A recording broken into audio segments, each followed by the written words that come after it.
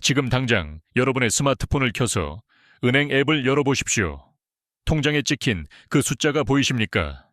여러분은 그 숫자가 1년 후, 아니 10년 후에도 지금과 똑같은 구매력을 가질 거라고 확신하십니까? 죄송하지만 그 믿음은 이제 쓰레기통에 버리셔야 할지도 모릅니다. 보이지 않는 거대한 위기의 쓰나미가 우리를 향해 달려오고 있기 때문입니다. 오늘은 2025년 12월 31일 한 해의 마지막 날입니다. 하지만 시장은 축포 대신 기괴한 비명과도 같은 신호를 보내고 있습니다. 자, 정신 똑바로 차리고 들어보세요.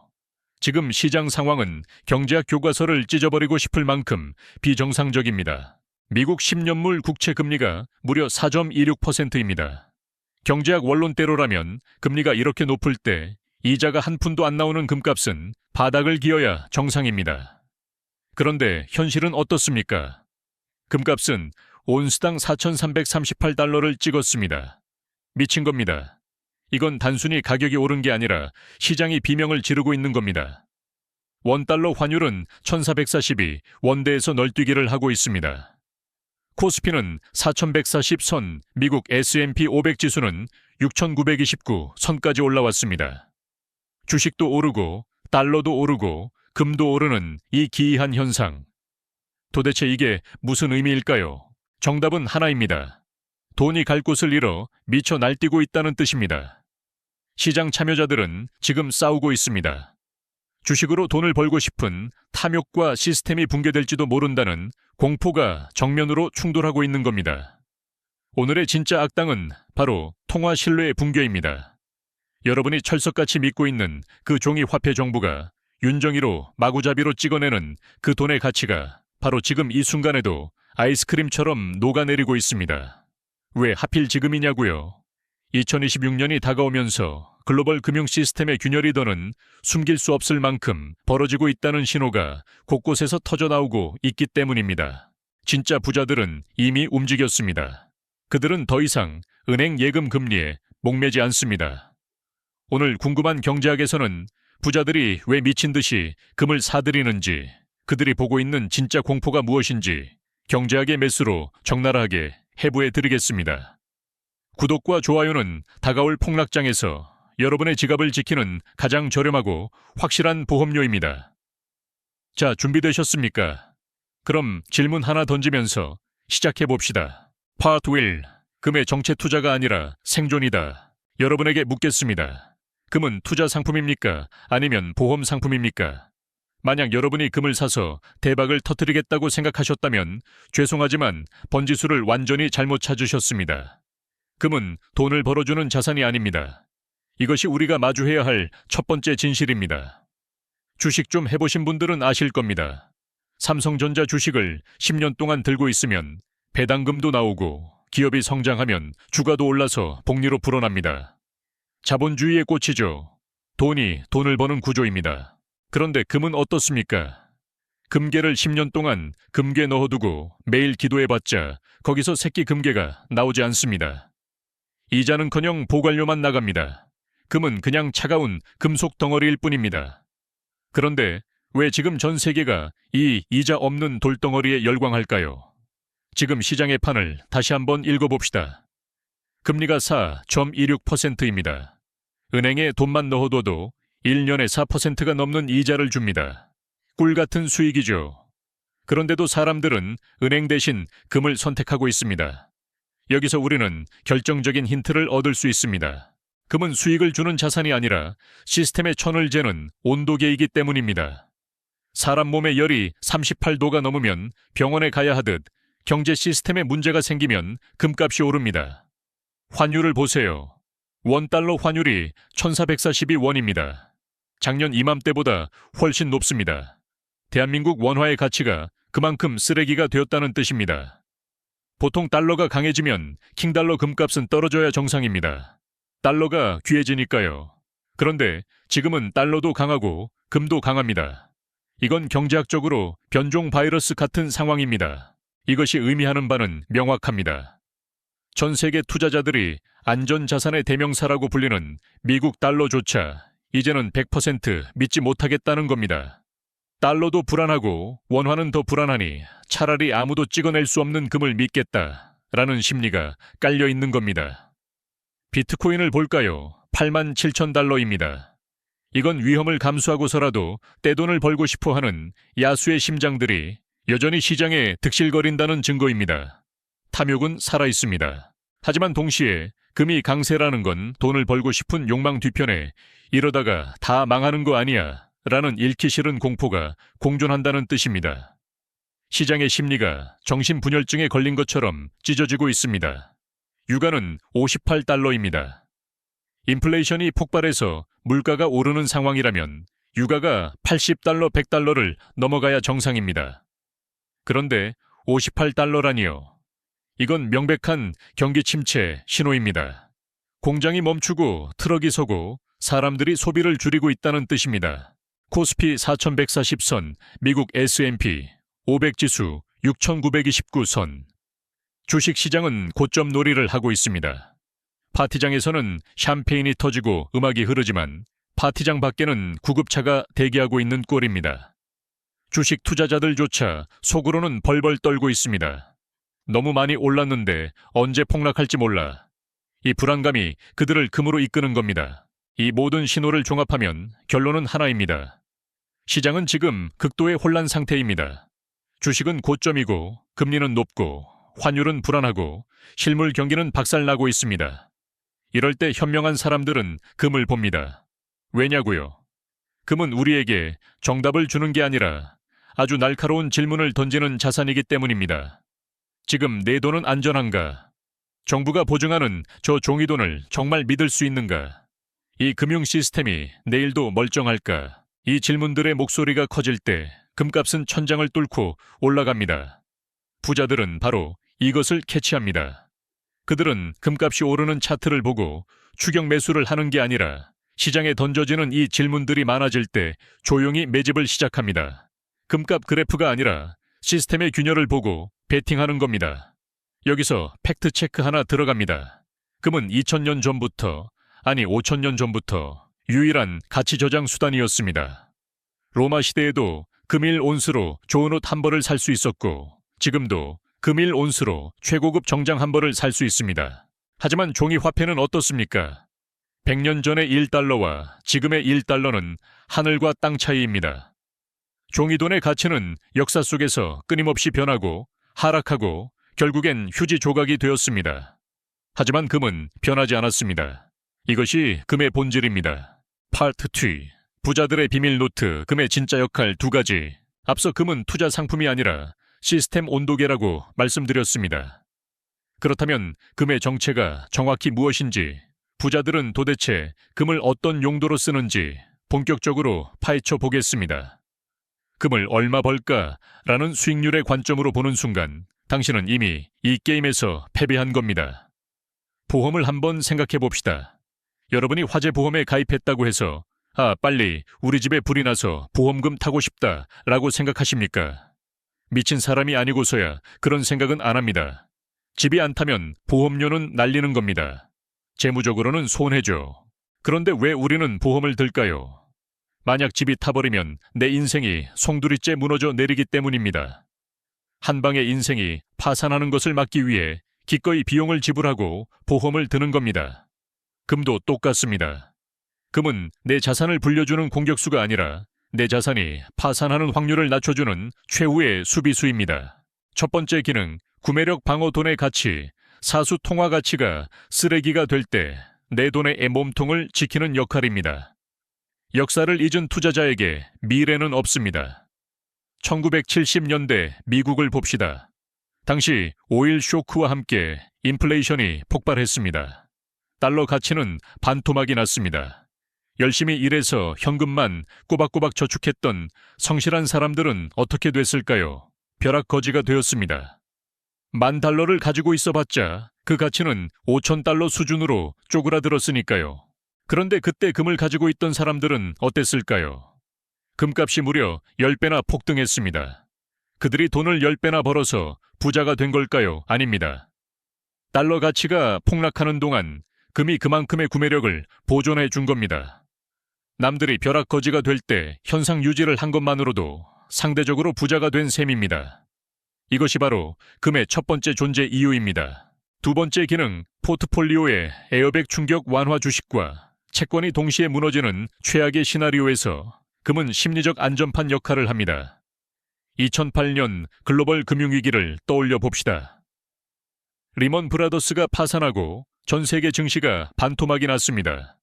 사람들은 패닉에 빠져 주식을 투매했습니다. 그때 채권은 안전하겠지 라고 믿었던 사람들조차 뒤통수를 맞았습니다. 금융 시스템 전체가 흔들리니까 채권도 믿을 수 없게 된 겁니다. 그 절망적인 순간에 금은 어땠을까요? 버텼습니다. 아니, 빛났습니다. 완벽한 방어는 아니었지만 포트폴리오 전체가 와르르 무너져 내리는 것을 막아주는 든든한 기둥 역할을 했습니다.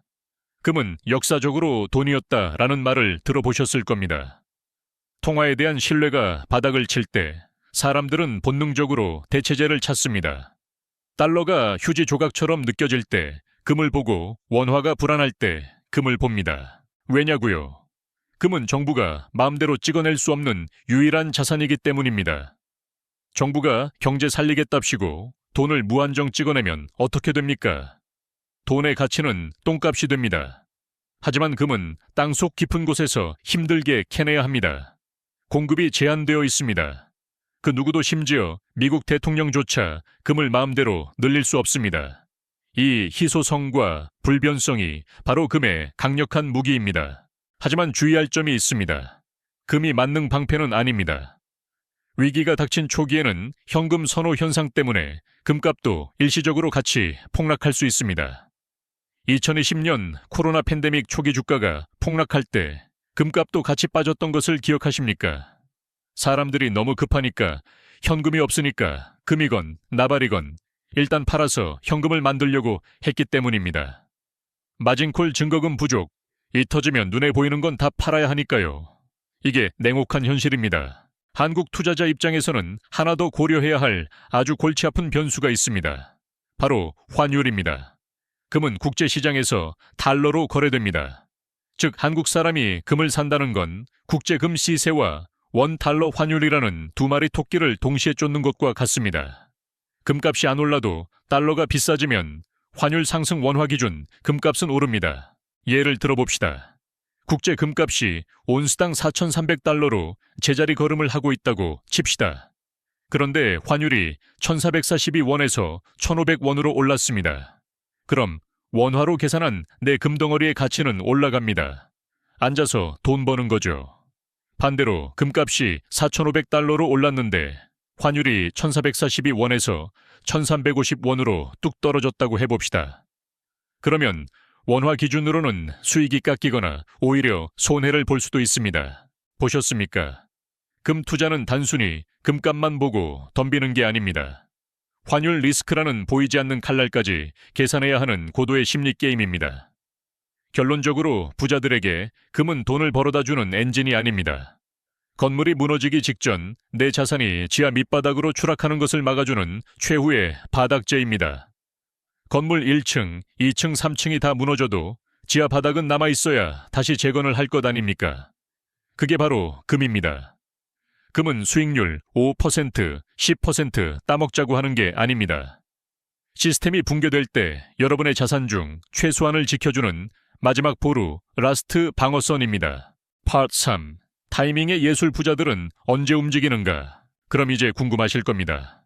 도대체 부자들은 언제 금을 살까요? 왜 그들은 남들이 비트코인이나 인공지능 주식에 열광할 때 조용히 그리고 지루하게 금을 모을까요? 남들이 거들떠보지도 않을 때 사는 이유가 뭘까요? 지금부터 그 은밀한 메커니즘을 낱낱이 파헤쳐 보겠습니다. 금 가격을 움직이는 거대한 축은 딱 세 가지입니다. 실질 금리 달러의 향방, 그리고 시스템 불안 심리입니다. 이 삼박자를 이해하지 못하면 당신은 평생 금으로 돈을 잃을 것입니다. 먼저 실질 금리를 해부해 봅시다. 앞서 말했듯 금은 이자가 없습니다. 그러니까 상식적으로 은행 금리가 높으면 금은 불리합니다. 은행에 돈만 넣어놔도 연사점 26%가 나오는데 굳이 이자도 없는 금을 들고 있을 이유가 없거든요. 기회비용이 너무 큽니다. 이것이 경제학 교과서의 논리입니다. 그런데 지금 시장을 보십시오. 금리가 4.16%인데도 금값은 미쳐 날뛰고 있습니다. 교과서가 틀린 걸까요? 아닙니다. 사람들이 명목 금리가 아니라 실질 금리를 보기 시작했기 때문입니다. 아무리 은행 금리가 4.16%여도 실제 물가 상승률, 인플레이션, 이 5%라면 실질 금리는 마이너스입니다. 돈을 은행에 넣어봤자 구매력은 오히려 줄어드는 겁니다. 이럴 때 금이 빛을 발합니다. 돈의 가치가 녹아내리는 속도를 금이 막아주기 때문입니다. 부자들은 은행 이자율 숫자 노름에 속지 않습니다. 내 돈에 진짜 가치가 불어나고 있는지 쪼그라들고 있는지를 봅니다. 두 번째 축은 달러입니다. 전통적으로 달러가 강하면 금은 약해집니다. 시속 게임이죠. 왜냐고요? 금은 국제시장에서 달러로 거래되니까 달러 가치가 오르면 다른 나라 사람들이 금을 사기 부담스러워집니다. 그래서 수요가 줄고 가격이 내리는 게 정석입니다. 그런데 지금은 달러도 강하고 킹달러 금도 강합니다. 킹골드. 이 기이한 동거가 무엇을 의미할까요? 이것은 시장 참여자들 마음속 한구석에 달러조차 완전히 안전하지 않다라는 의심의 씨앗이 자라났다는 증거입니다. 달러가 기축통화이긴 하지만 미국 정부 부채가 무려 35조 달러에 육박하고 국내 총생산 GDP 대비 부채 비율이 130%를 넘었습니다. 여러분, 친구가 연봉보다 빚이 더 많은데 계속 돈을 빌려달라고 하면 빌려주시겠습니까? 의문이 생길 수밖에 없습니다. 세 번째 축은 바로 시스템 불안 심리입니다. 역사를 돌려 1971년을 보겠습니다. 닉슨 대통령이 이제부터 달러를 가져와도 금으로 안 바꿔줍니다 라고 선언했습니다. 이른바 닉슨 쇼크, 금 태환 정지입니다. 이것은 단순한 정책 변경이 아니라 전 세계 통화 시스템의 룰이 하루아침에 뒤집힌 사건이었습니다. 게임의 법칙이 바뀐 겁니다. 그때 금값은 어떻게 되었을까요? 10년 만에 무려 20배가 올랐습니다. 1971년 온스당 35달러였던 금이 1980년에는 850달러까지 폭등했습니다. 사람들이 돈을 벌려고 금을 산 게 아닙니다. 룰이 바뀌고 종이돈을 믿을 수 없게 되자 금이 유일한 믿음의 대상이 된 겁니다. 보셨습니까? 이것이 금의 메커니즘입니다. 부자들은 금값이 오르기 전에 샀다는 말 들어보셨죠? 이게 무슨 뜻이냐면 그들은 빨간색 양봉이 솟구치는 차트 그래프를 보고 산 게 아닙니다.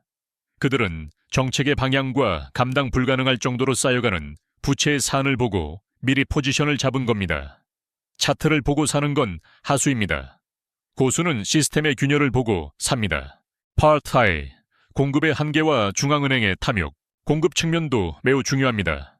비트코인은 코드 몇 줄이면 새로 만들 수 있고 주식은 유상증자로 찍어낼 수 있습니다. 하지만 금은 단기간에 공급을 폭발적으로 늘리는 게 불가능합니다. 금광을 하나 찾아서 실제 금을 캐내기까지 얼마나 걸리는지 아십니까? 10년 이상 걸립니다. 환경 규제도 까다롭고 막대한 노동력도 필요하고 인프라도 깔아야 합니다. 금 1톤을 얻으려면 광석 수십 톤 아니 수백 톤을 갈아엎어야 합니다. 이 공급의 비탄력성이 금을 마지막 안전자산으로 더욱 빛나게 만듭니다. 미국 연방준비제도 페드는 마음만 먹으면 클릭 한 번으로 1조 달러를 허공에서 만들어낼 수 있습니다.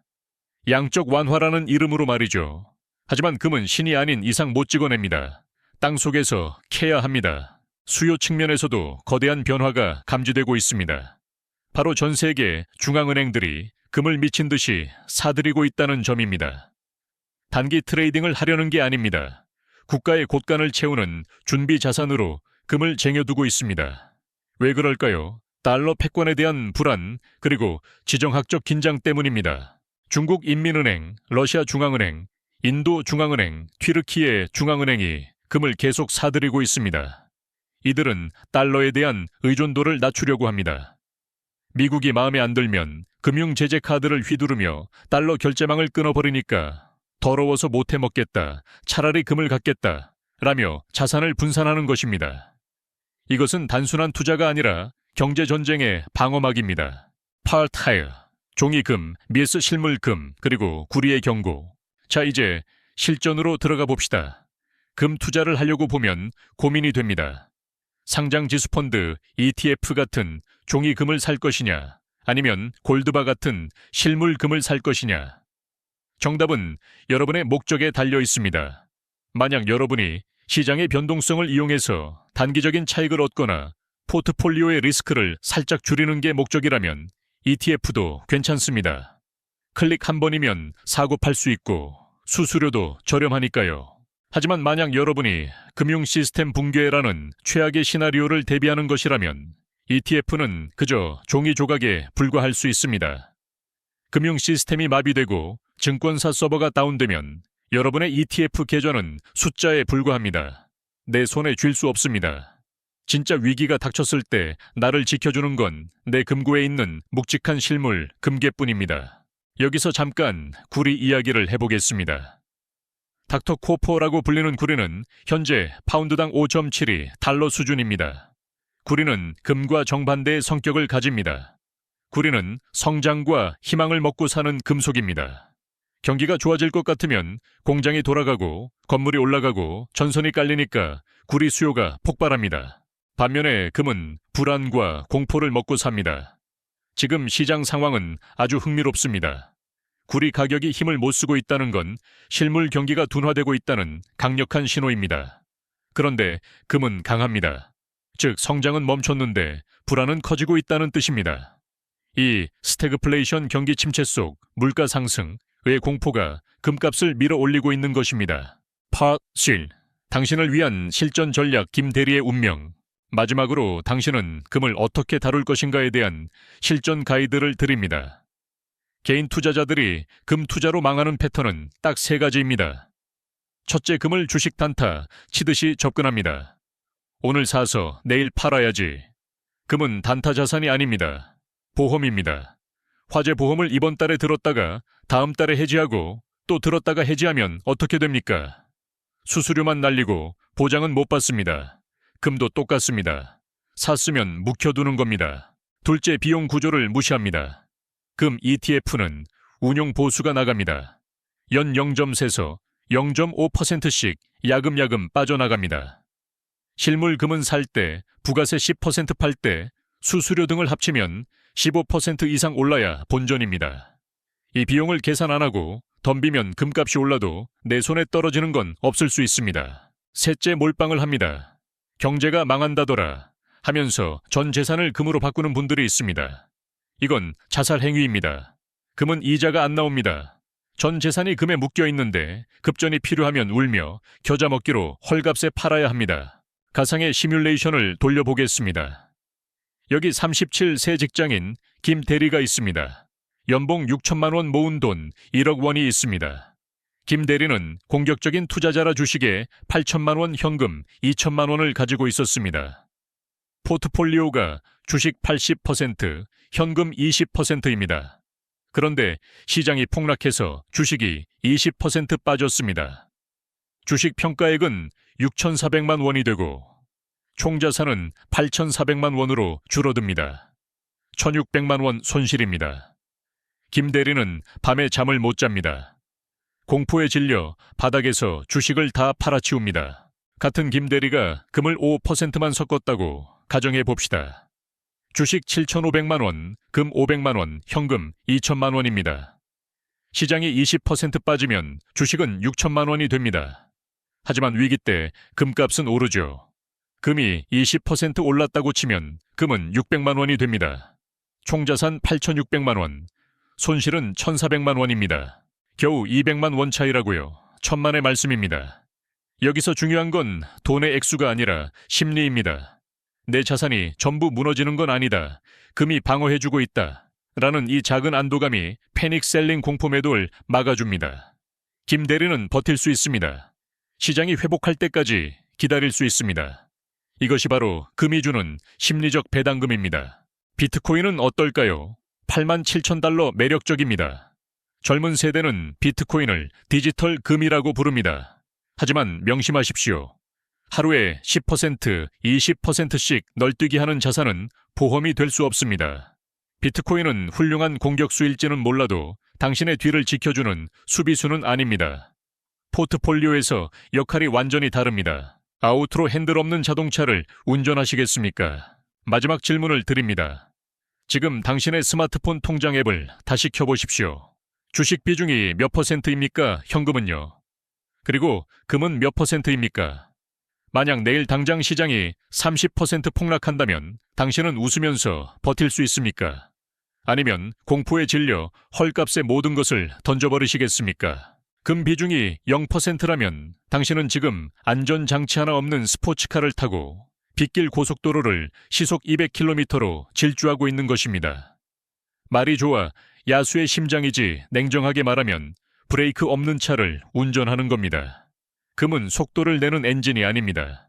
위기의 순간 낭떠러지로 떨어지지 않게 방향을 잡아주는 핸들이자 브레이크입니다. 부자들은 이미 핸들을 장착했습니다.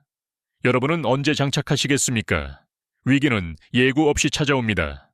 그리고 준비된 자에게 위기는 기회가 되지만 준비되지 않은 자에게 위기는 그저 재앙일 뿐입니다.